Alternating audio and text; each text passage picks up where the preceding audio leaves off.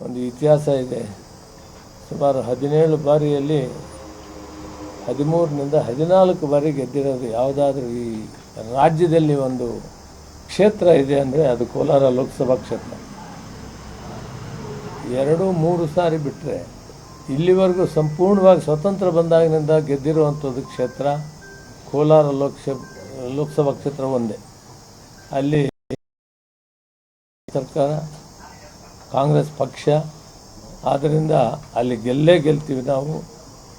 ಗೌತಮ್ ಅವರು ನಾಮಿನೇಷನ್ ಮೊದಲೇ ಬಂದು ನನ್ನ ಕರೆದು, ನಾನು ಕೂಡ ನಾಮಿನೇಷನ್ಗೆ ಹೋಗಿ ಜೊತೆಗೂಡಿ ಕೆಲಸ ಮಾಡಿದ್ದೀವಿ. ಕಾಂಗ್ರೆಸ್ ಪಕ್ಷ ಕೋಲಾರದಲ್ಲಿ ಖಂಡಿತವಾಗಿ ಗೆಲ್ತದೆ. ಗೌತಮ್ ಅವರು ಬಹಳ ದೂರದವರೆಲ್ಲ, ನನಗೆ ಹತ್ತಿರ ಸಂಬಂಧಿಗಳು. ಅವರ ತಂದೆಯವರು ಮೇಯರಾಗಿ ಕೆಲಸ ಮಾಡಿದರು.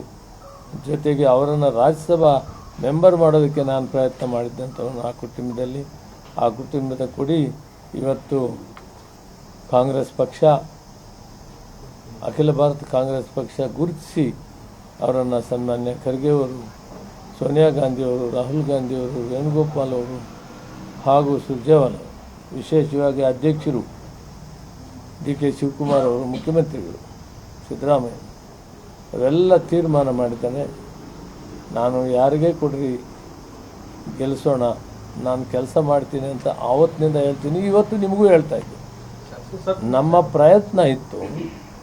ಅವ್ರಿಗೆ ಕೊಡಲ್ಲ ಅಂತ ಹೇಳಿದಂಥ ಸಂದರ್ಭದಲ್ಲಿ ನಾವು ಕಾಂಗ್ರೆಸ್ ಅಭ್ಯರ್ಥಿಯನ್ನು ಗೆಲ್ಲಿಸ್ತೀನಿ, ನಾನು ಕಾಂಗ್ರೆಸ್ ಅಭ್ಯರ್ಥಿ ಕೆಲಸ ಮಾಡ್ತೀನಿ, ಹೈಕಮಾಂಡ್ ಯಾರಿಗೆ ಸೀಟ್ ಕೊಟ್ಟರು ಕೂಡ ನಾನು ಕೆಲಸ ಮಾಡಿ ಗೆಲ್ಲಿಸ್ತೀವಿ ಅನ್ನೋ ಮಾತನ್ನು ಹೇಳಿದ್ದೀನಿ.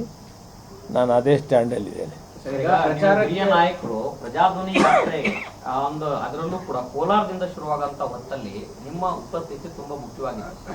ಬಟ್ ಆ ಒಂದು ಯಾತ್ರೆಗೆ ನೀವು ಹೋಗಿರಲಿಲ್ಲ. ಇಲ್ಲಿವರೆಗೂ ಏನೆಲ್ಲ ಉತ್ತರಗಳು ಕೊಡಬೇಕು ನಿಮಗೆ ಕೊಟ್ಟಿದ್ದೀನಿ. ಹಿಂದೆ ಮಾತಾಡಿದ್ದನ್ನು ಮತ್ತೆ ಮಾತಾಡೋದಿಲ್ಲ. ಈಗ ನಾವು ಯುದ್ಧ ಭೂಮಿಯಲ್ಲಿದ್ದೀವಿ. ಒಳ್ಳೆ ಗ್ಯಾರಂಟಿ ಪ್ರೋಗ್ರಾಮ್ಸ್ ಕೊಟ್ಟಿದ್ದೀವಿ. ನಾವು ಆಶಾಭಾವನೆಯಿಂದಿದ್ದೀವಿ. 28ಕ್ಕೆ 28 ಕೂಡ ಕಾಂಗ್ರೆಸ್ ಗೆಲ್ಲಬೇಕು. ಅದಕ್ಕೆ ನಾನೊಬ್ಬ ಶಿಸ್ತಿನ ಸಿಪಾಯಿಯಾಗಿ ಆ ಕಾಂಗ್ರೆಸ್ಸಿನ ಕೆಲಸ ಮಾಡೋಕ್ಕೆ ತಯಾರಿದ್ದೇನೆ. ಕೇವಲ ಕೋಲಾರ ಚಿಕ್ಕಬಳ್ಳಾಪುರ ಅಲ್ಲ, ರಾಜ್ಯದಲ್ಲಿ ಕೂಡ ನಾನು ಎಲ್ಲ at least revenue divisions Mysuru, Chamarajanagar, Tumakuru, Chitradurga ಅಲ್ಲೆಲ್ಲ ಬರಬೇಕು ಅಂತ ಕೇಳ್ತಾ ಇದ್ದಾರೆ.